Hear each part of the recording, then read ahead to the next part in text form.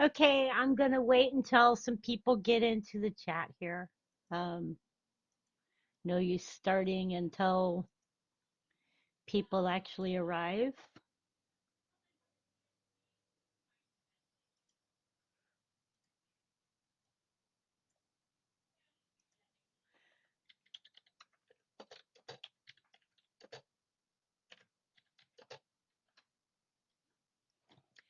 That way, people can talk about this because this is important. There's a lot of aspects going on here, and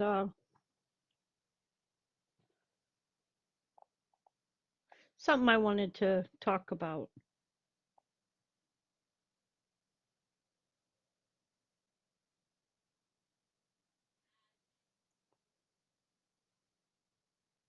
Now, we all know that every few years, the government goes through shutdown or near shutdown or threatening to shut down.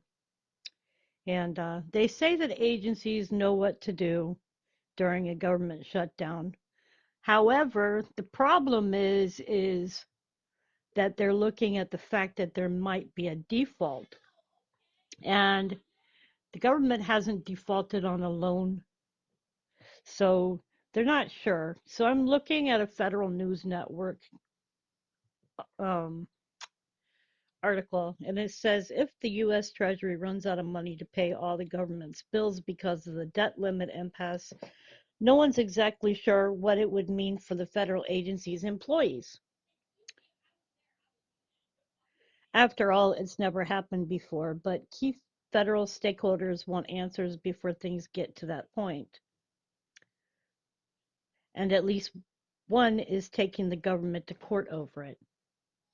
A federal judge in Massachusetts will hear oral arguments next Wednesday. So y'all know there is going to be a court hearing over it.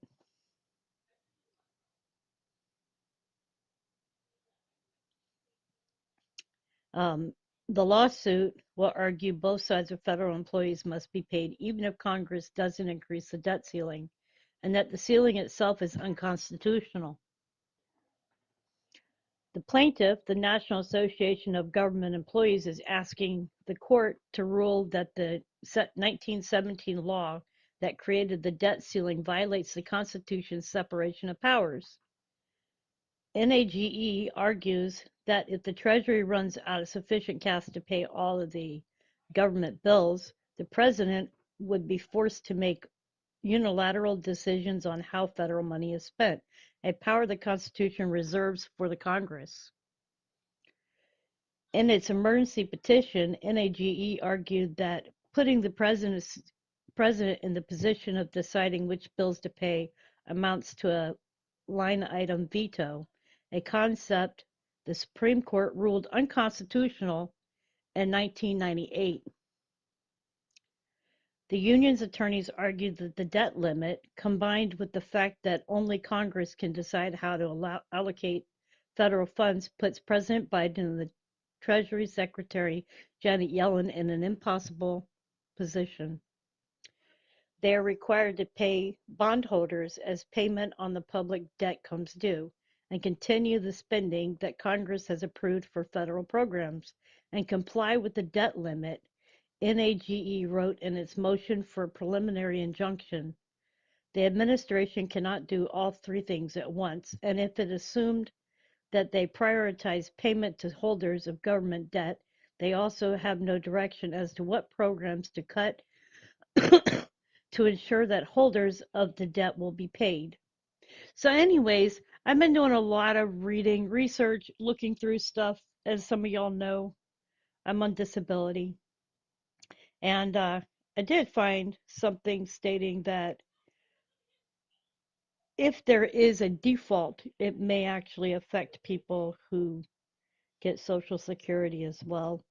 Um, every time that there's a possible problem with the government shutdown or default, it seems to me the first people that they threaten are the military, Social Security, people who get food stamps, and all the programs that go to help the people. My opinion, why don't the people that are paid by the government, such as our congressmen, senators, and all of them, why don't they go without?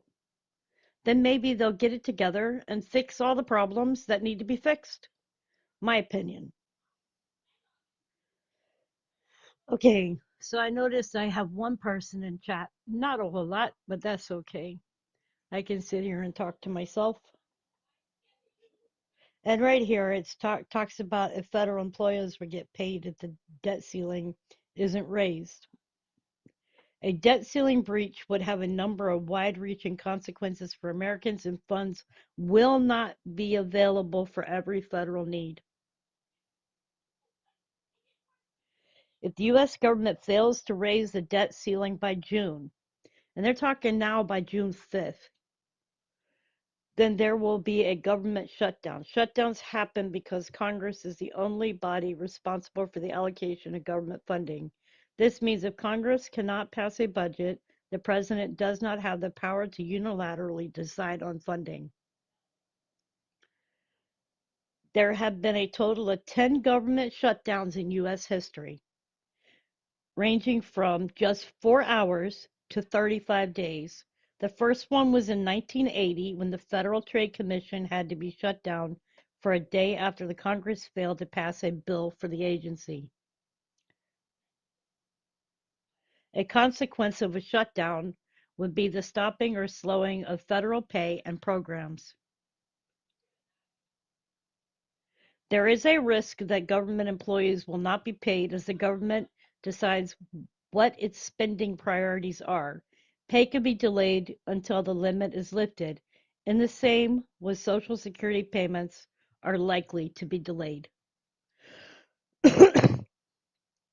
In the ongoing political negotiations, the specific threats to feds is not the first item on anybody's agenda, says political scientist Don Kettle, a professor emeritus and former dean of the School of Public Policy at the University of Maryland.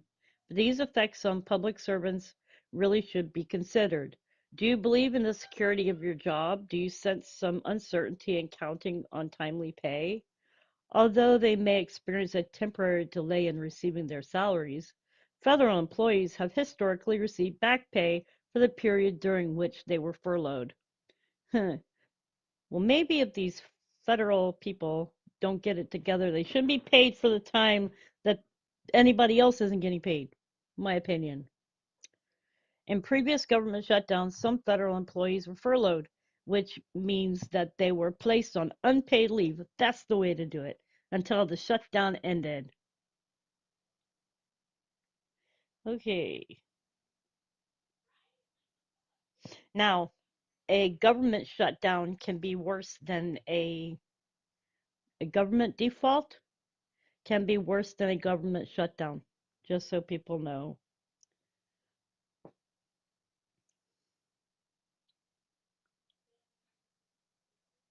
Anyway, it was something that I was thinking about today, been keeping an eye on, and I've been posting on groups the shutdown versus the default that's going on.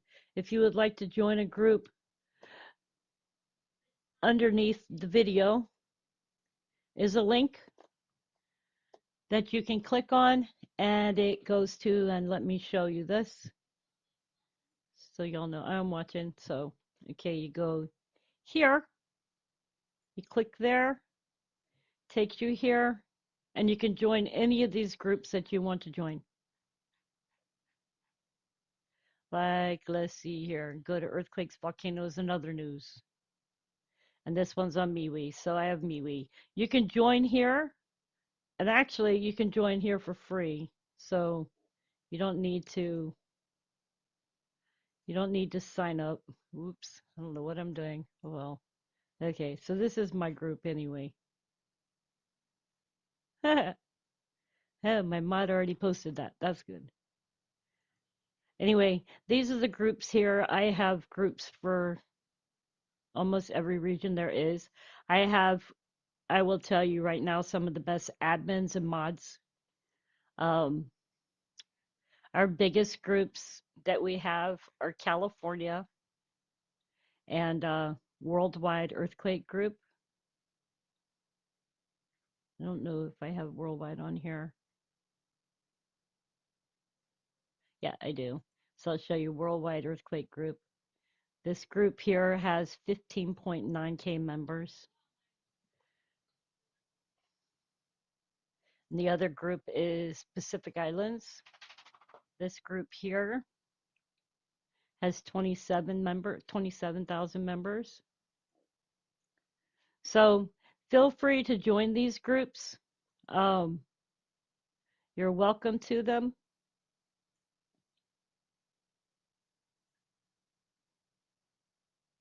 And we'd love to have you. Anyways, you guys, much love. Take care. And I am off for the afternoon. God bless.